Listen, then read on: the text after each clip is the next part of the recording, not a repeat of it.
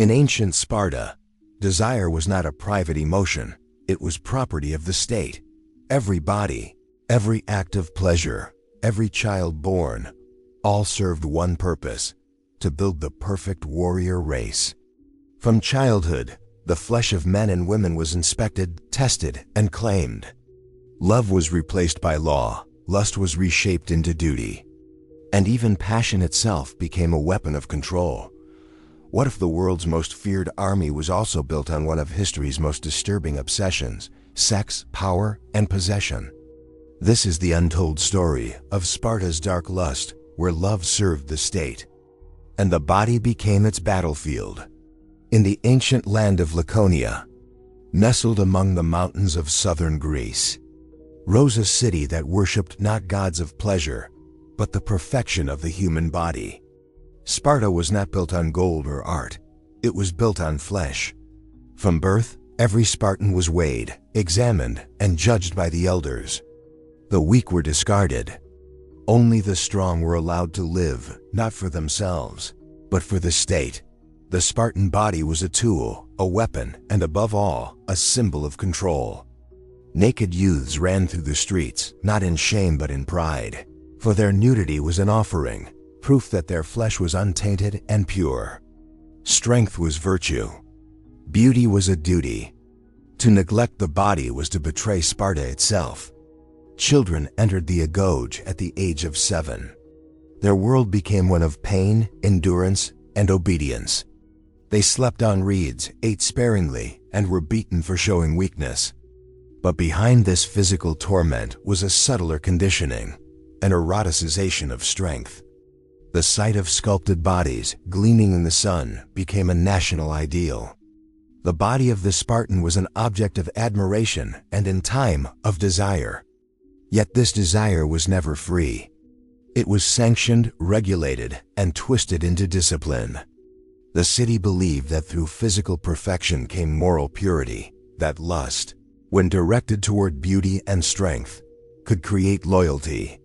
Elders encouraged admiration between warriors, claiming it strengthened courage in battle. A man was expected to love beauty, but only as Sparta permitted it. To touch, to look, to long, even that was an act of statecraft. Desire was not condemned. It was weaponized. Women, too, were shaped by this cult of flesh. Unlike other Greek cities, Spartan women trained naked in public games. Their movements were graceful yet fierce, watched by men whose hearts were bound by law to suppress their longing. These spectacles were not meant for pleasure, they were tests of purity and potential. The female body was sacred only if it could breed strength. The state controlled marriage with clinical precision. Girls were married not for affection, but for their physical worth. Love was irrelevant. Fertility was sacred. Their bodies were measured like armor: strong hips, firm limbs, clear eyes. A Spartan woman who bore weak children was shamed, while one who birthed warriors was celebrated like a goddess. Even private moments of intimacy were bound by law. Husbands were forbidden from living with their wives. They met in secret, often at night, as though committing a crime. This separation, they believed, would intensify desire and ensure stronger offspring. Passion was not love, it was strategy. In time, Sparta became obsessed with its own flesh. Every scar, every muscle, every movement reflected the city's moral code. It was a civilization that worshipped control and feared emotion. To desire was acceptable, but only if it served the greater machine. And in that machine, individuality was crushed beneath the weight of perfection. To be a Spartan was to surrender the self, body, heart, and soul to a nation that saw you not as a human, but as living iron. Beauty was no longer a gift. It was a demand. The body was the state's altar, and every Spartan man or woman was both priest and sacrifice. And thus began Sparta's descent, not through war, but through the quiet corruption of its own desires. The agoge was Sparta's crucible, a system not of education, but of transformation. It stripped away softness, emotion, and individuality until only obedience remained.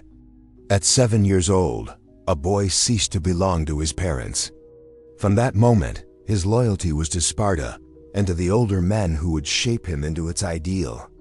In the barracks, boys were starved to test their cunning, whipped to test their endurance, and watched to test their silence. Yet beneath the discipline was another kind of initiation, one less spoken of in public, yet written in the accounts of ancient observers. The state permitted, and in some cases encouraged, relationships between older warriors and their chosen youths. This was not mere affection. It was seen as a moral duty. A mentor was expected to teach the boy not only how to fight, but how to channel every instinct, even desire, toward loyalty. To the Spartans, such bonds were not shameful. They were sacred. Love between men was believed to strengthen courage on the battlefield, binding soldiers so tightly that they would rather die than see their beloved fall. Yet what began as an ideal often sank into darker territory, where mentorship became possession and affection blurred into domination. The boy was taught to see admiration as discipline. The touch of a mentor's hand, the glance during training, the whispered correction in the dim barrack, all became acts of control, not comfort. To resist was to fail. To submit was to serve the greater order. Lust, in Sparta, was not the chaos of passion found in other cities. It was measured, ordered, and turned into another instrument of war. Ancient writers like Xenophon and Plutarch describe these bonds with cautious respect, but between their lines lies unease. The agoge created intimacy by design, stripping the young of family and replacing it with hierarchy. The older warrior, often decades senior, could shape the boy's mind completely. What he desired, the boy would become. The line between devotion and indoctrination vanished. Not all these relationships were abusive. Some were genuinely affectionate, built on mentorship and pride. But many carried an undercurrent of coercion. The state's approval meant the boy could never refuse, even when his will trembled beneath obedience. To be chosen by an admired warrior was an honor. To reject him was rebellion. By late adolescence, the young Spartan's entire sense of identity was entangled with his mentor's gaze. His worth depended on being desirable, not in the sense of pleasure, but of perfection. His body was judged, his posture corrected, his every movement scrutinized. Shame was used as discipline. Pride was forged through submission. Even tenderness was regulated, for affection could never rise above duty. This system bred soldiers who equated dominance with love and obedience with worth. In battle, this made them unstoppable, men who fought with the desperation of devotion, defending not only their state, but the one who had claimed their soul. But when the wars ended and silence returned to the barracks, many carried invisible scars, the hollow ache of having been shaped for loyalty, not love. The agoge had succeeded in its purpose. It erased the boy and created the Spartan. Yet in doing so, it also taught an entire generation that intimacy belonged to the state, that desire could be trained like a muscle, that even the deepest human emotions were tools to be wielded. The Spartan ideal of purity was never about innocence. It was about control, the transformation of every weakness, even affection, into strength.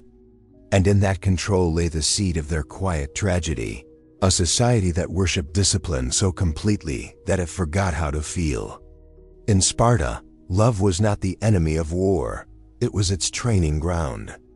In most of ancient Greece, women lived behind walls, silent, veiled, and confined. But in Sparta, they walked in the open, unashamed, their bodies strong, their voices loud. To outsiders, Spartan women were scandalous, bold in speech, commanding in presence, and unafraid to meet a man's gaze. Yet their freedom was not born from compassion. It was engineered. The state had no use for fragile wives. It needed mothers of soldiers, bodies of iron, wombs of fire. From childhood, girls trained as their brothers did. They ran, wrestled, hurled javelins, and sang war hymns beneath the sun. Their limbs were hardened, their muscles lean, their skin bronze with labor. To the Spartans, beauty was not softness but strength, a living sculpture carved by endurance. Naked festivals were common, where young women competed in full view of men and elders alike. Their nudity was no act of rebellion. It was ritual. A public inspection of perfection. Only the fit and fertile were deemed worthy to continue the Spartan bloodline. But beneath this strange empowerment lay something colder, a society that reduced even the mightiest woman to her reproductive worth. The same law that allowed her voice in public stripped her of private choice. A Spartan woman could own land, yet not her own body. Marriage was not the union of hearts, but a national assignment.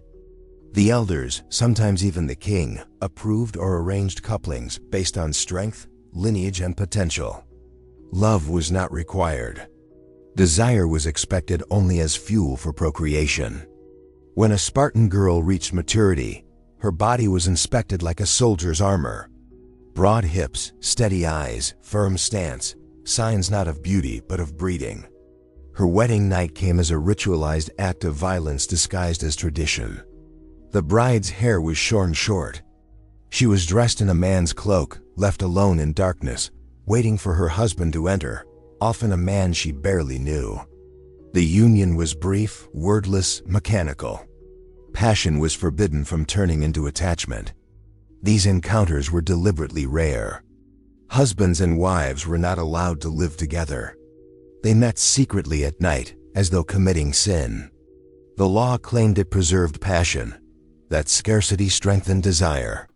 In truth, it served the state's control. The child born of such meetings belonged not to its parents, but to Sparta itself. Even mothers were expected to surrender affection. When a son left for war, she could not weep. When he died, she was to smile.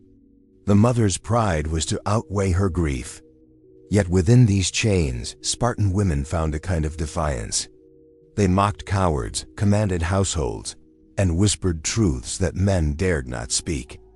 Their words carried venom disguised as wit. Come back with your shield or on it. In a world ruled by men, they became the silent architects of courage and shame alike.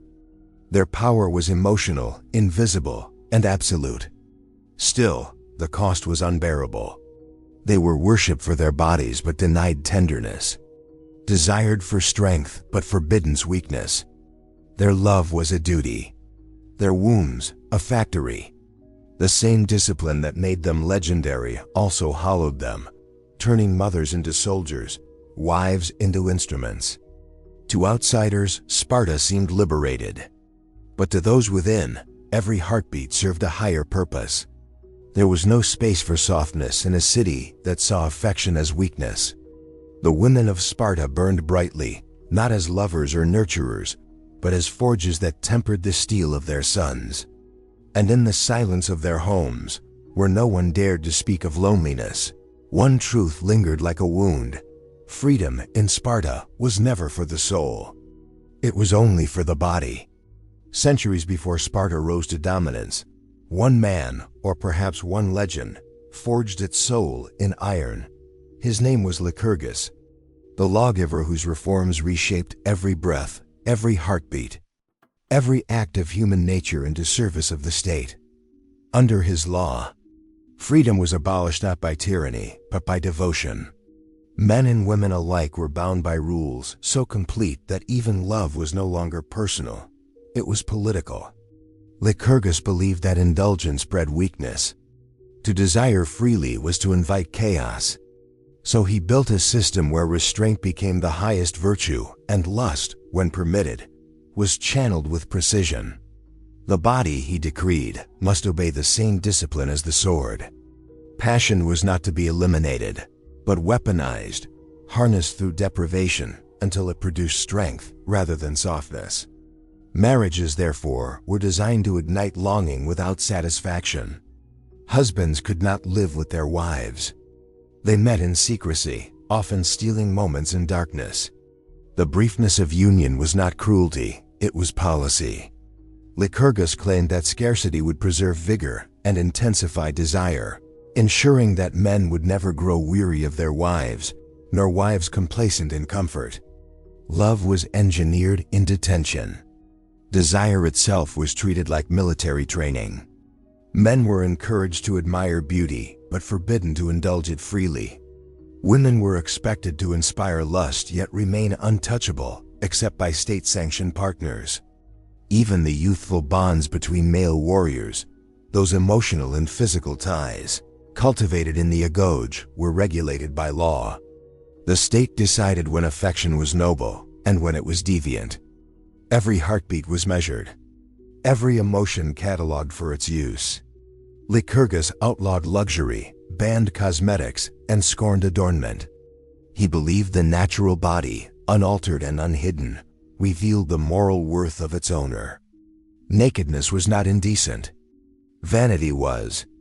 Public exercise, communal baths, and open training were not merely customs, they were surveillance.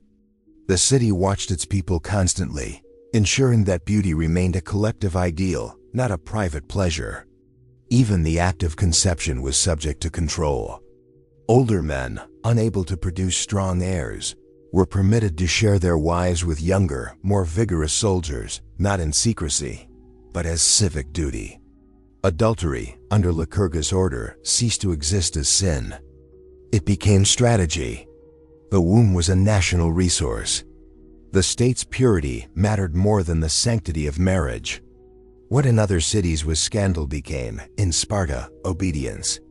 Through these laws, Lycurgus achieved what no other Greek state dared: the elimination of individuality from desire. Lust was no longer private sin or pleasure. It was public function, monitored, guided, exploited. In this, Sparta transcended morality and entered a realm of calculated obsession. They believed they had conquered passion. In truth, they had merely buried it alive. For generations, the Spartan ideal thrived under these laws. Citizens became models of restraint, warriors of purity. Yet behind their stone faces burned the suppressed heat of all they were denied: tenderness, affection, choice. Desire, twisted into discipline, did not vanish. It transformed into something colder, more mechanical. The same fire that had once warmed the heart now tempered the blade. Lycurgus vanished into legend, some say into exile, others into death. But his spirit lingered, not in temples or scrolls, but in the hollow hearts of those who lived by his law. His city had achieved what he promised: strength without softness, unity without freedom. But in doing so, it lost something irreplaceable. For no nation, however mighty, can control desire forever. Beneath Sparta's perfection pulsed a quiet truth, that the more a people suppress their humanity, the more violently it waits to return. In Sparta, marriage was not a celebration of love, but a ritual of obedience. Every union existed for one purpose: to produce strength. It was not guided by affection, but by calculation. Bodies matched as carefully as weapons forged in fire. The act itself was treated with the same cold reverence as a military ceremony. To desire was natural, but to desire wrongly was treason. The Spartans believed that excessive familiarity dulled passion. A husband and wife were forbidden to live together, to dine together, or to share comfort. Their meetings were brief, secret, and deliberately rare. Husbands would sneak into their wives' chambers at night, sometimes after climbing through windows or slipping through dark corridors. In these moments, lust was not indulgence but duty, an offering to the state. It was believed that scarcity kept the blood hot, ensuring stronger children and purer devotion. Before this first union, a disturbing ritual was performed. The bride's hair was shorn close to the scalp, stripping away her femininity. She was dressed in a man's cloak and left alone in the dark, waiting. The groom, often still a soldier of the barracks, entered silently, his body hardened by years of training, his emotions numbed by discipline. What followed was neither tenderness nor romance. It was an act stripped of intimacy, reduced to function. The woman, disguised as male, symbolized that in Sparta even love bowed before war. These encounters were supervised by the unseen authority of the elders. They dictated who married whom, when unions occurred, and even when they should end. Fertility was a national concern, not a private matter. If a man failed to produce strong offspring, the law permitted another to fulfill his role. A husband could share his wife with a younger, more vigorous warrior, provided it served the city's interest. Jealousy was forbidden. The womb was not sacred to the woman, it belonged to Sparta. For women, this ritualized system was both empowerment and imprisonment. They were prized for strength, honored for motherhood, yet stripped of affection. The city admired their bodies but denied them softness. To bear children was their battlefield. Their victory was measured in sons. A mother who birthed a warrior was celebrated. One who failed was pitied or scorned. Love itself had become a political calculation. Even the act of longing was turned into law. Husbands were encouraged to desire their wives fiercely, but never grow comfortable. Wives were expected to remain desirable, yet distant, a mirror of Sparta's discipline. The city thrived on tension, believing that desire, when restrained, forged loyalty. In truth, it created a quiet emptiness that no victory could fill. Foreign visitors were both fascinated and horrified. They saw men and women who seemed pure and powerful, yet emotionless. They saw marriages without intimacy, births without joy, and families without tenderness. Beneath the proud silence of Sparta's people, a deep loneliness lingered, a longing they could never confess, even to themselves. The ritual of union had achieved its goal. It made love a function, marriage a ceremony, and passion a service to the state. The Spartans had mastered control so completely that they mistook it for virtue. But in the dim chambers where duty met, desire, where shaved heads and shadows hid the faces of lovers, the truth whispered through the silence that no law, however sacred, can make love mechanical without destroying the soul that feels it. In the silent barracks of Sparta, where every wall smelled of sweat and iron, a different kind of intimacy ruled, one that blurred the line between discipline and desire. The city's laws did not condemn love between men. Instead, it sanctified it, reshaping affection into duty.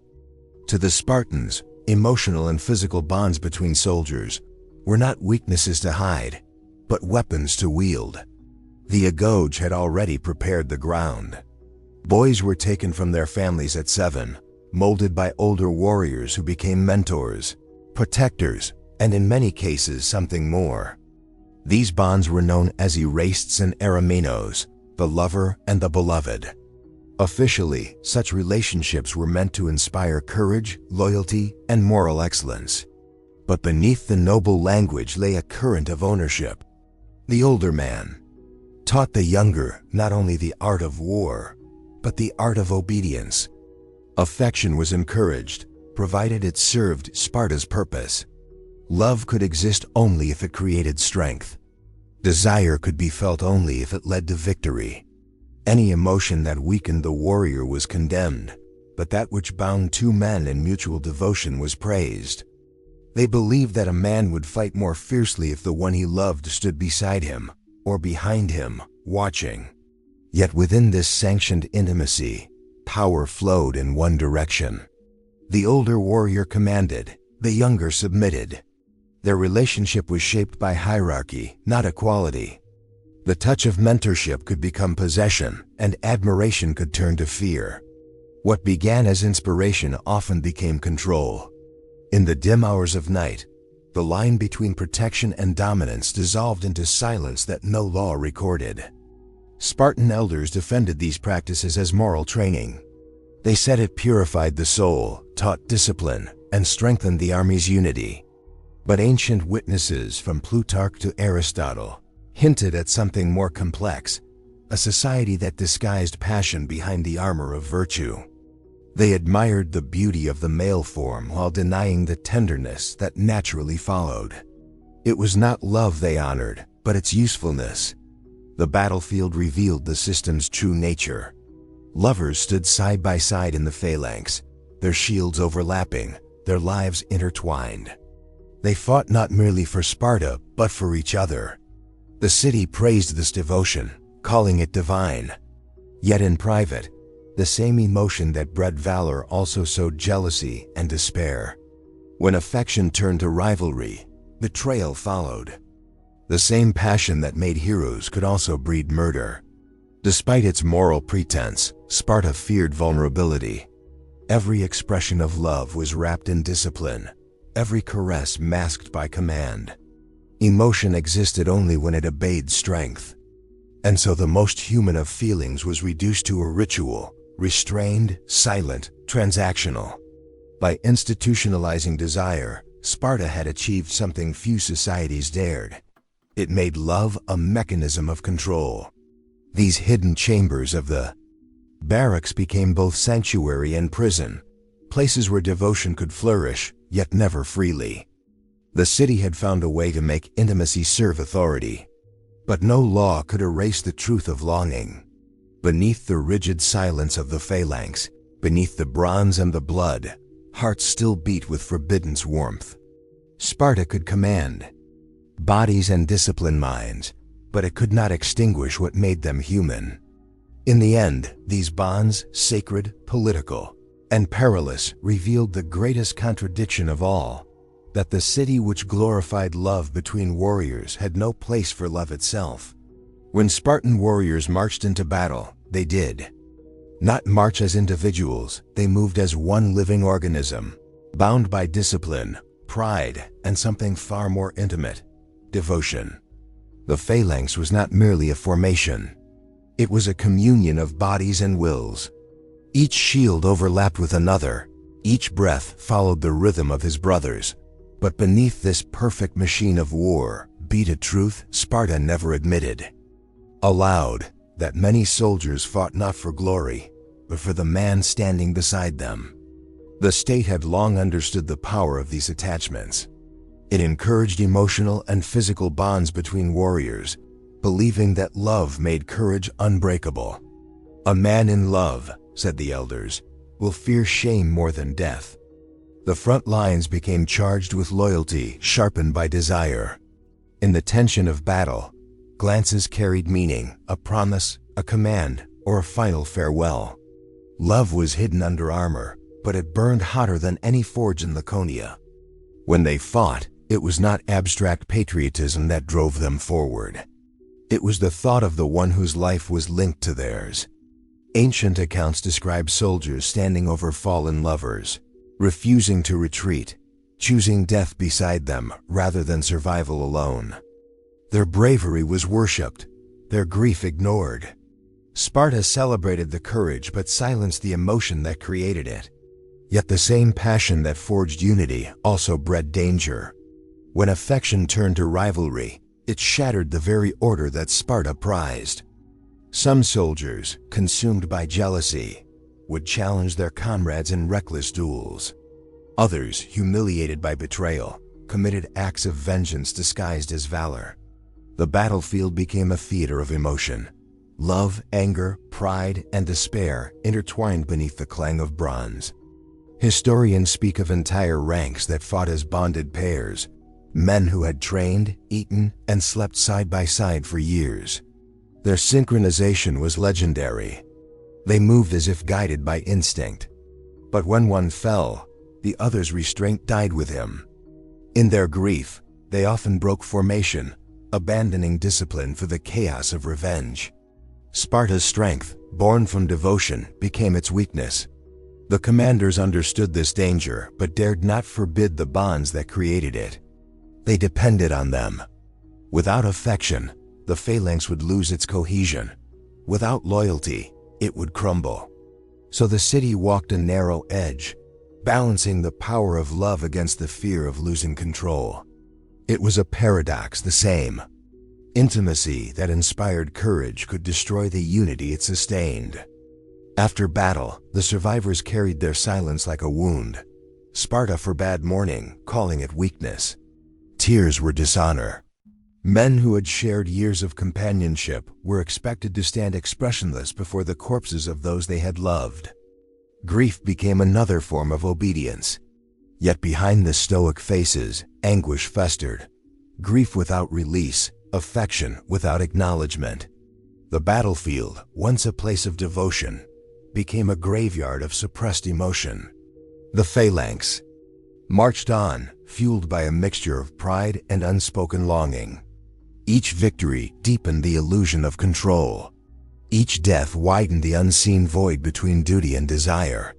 In the end, Sparta's warriors achieved a kind of perfection, fearless, unyielding, loyal unto death. But their strength was born from something human, fragile, and forbidden. The city had weaponized love, and in doing so, taught its sons that the only way to preserve devotion was to die for it. In Sparta, passion was not left behind at home. It marched into war and bled quietly into the dust of the battlefield. In the late 4th century BCE, Sparta stood at the edge of its own decline. The once invincible state had become a shadow of its legend. Its discipline weakened, its pride wounded by defeat. Yet beneath the crumbling armor of its glory, one scandal would expose how lust and humiliation could corrode even Sparta's last remnants of honor. It was the tragedy of Cleonymus, a Spartan prince whose fury and shame would stain the city's legacy forever. Cleonymus was born of noble blood, tall, commanding, and bred for war. Yet his arrogance and cruelty made him despised by the very men he sought to lead. His temper was infamous, his lust unrestrained. When he took a wife, Chilonis, he expected obedience, not affection. But Chilonis was young, and her heart belonged to another, Acrotatus, Cleonymus's own kinsman. What began as secret desire soon became open defiance, and what followed was the undoing of them all. The affair was whispered through the barracks before it reached the council halls. For a Spartan warrior, cuckoldry was not merely a private insult, it was a political wound. Honor was the measure of manhood, and Cleonymus's was shattered. His wife's betrayal turned him into an object of ridicule, the proud soldier mocked behind his back by the same men he commanded. In a society that worshipped strength and despised weakness, humiliation was a death sentence of reputation. Consumed by rage, Cleonymus abandoned the code of discipline that had defined his city. He fled Sparta and sought vengeance not through duel, but treachery. In 272 BCE, he betrayed his homeland, leading the Macedonian army of Pyrrhus of Epirus to invade Laconia. It was not war he wanted. It was retribution. He would see the streets of Sparta burn, if only to erase the laughter that haunted his name.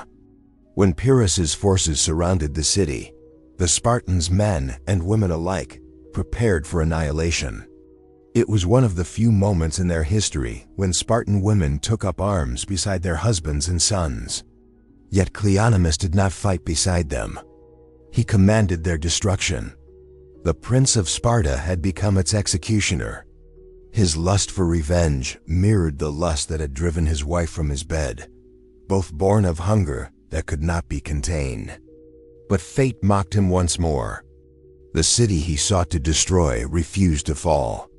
The Spartans repelled Pyrrhus, defending their ruined pride with savage resolve. Cleonymus's vengeance turned to ashes. He lived to see the men he hated celebrated as heroes, while his own name became a curse whispered in the streets.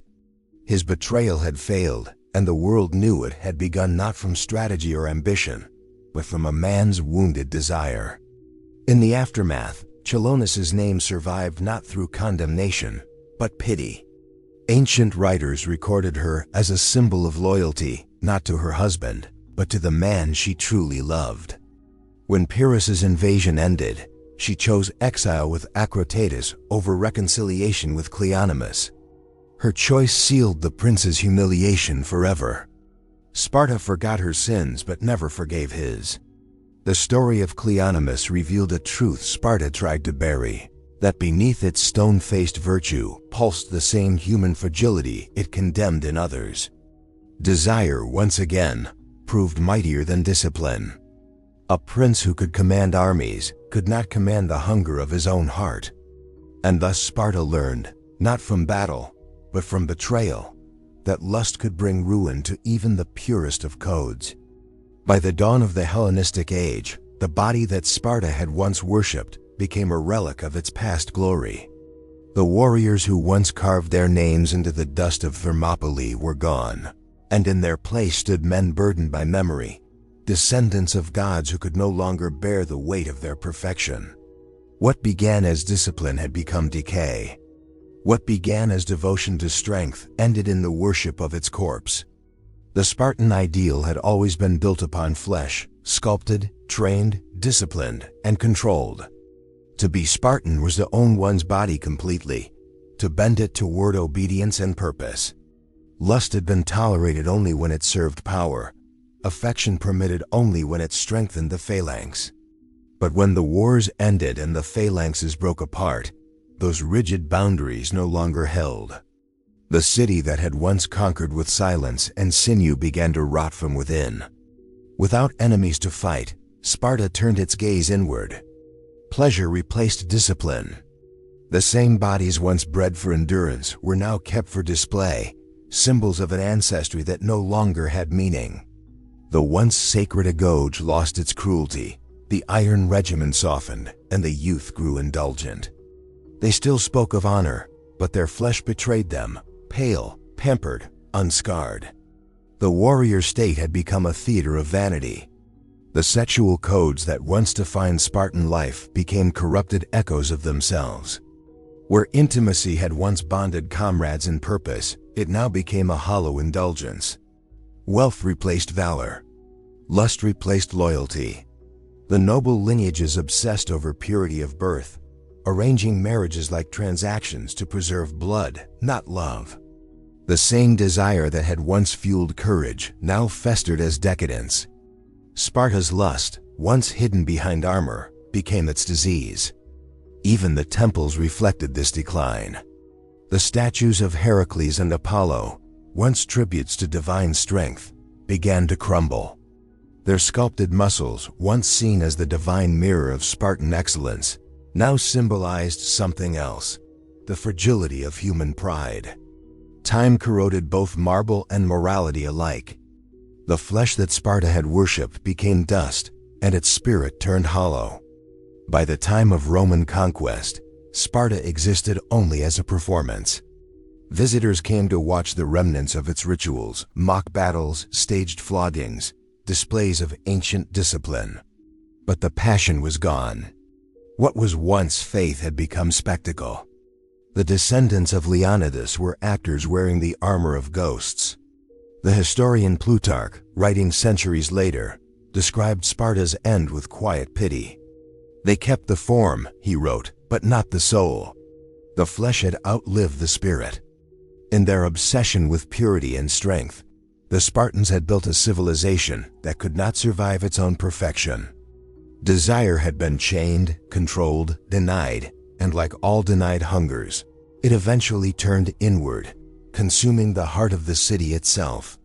The story of Sparta did not end in conquest, but in exhaustion, a body too proud to change, too disciplined to feel. The city that had worshipped flesh died not by the sword, but by the weight of its own suppressed longing. And thus, in the dust of Laconia, the legend of perfect men collapsed, not from weakness of body, but from the unbearable burden of being gods in human flesh.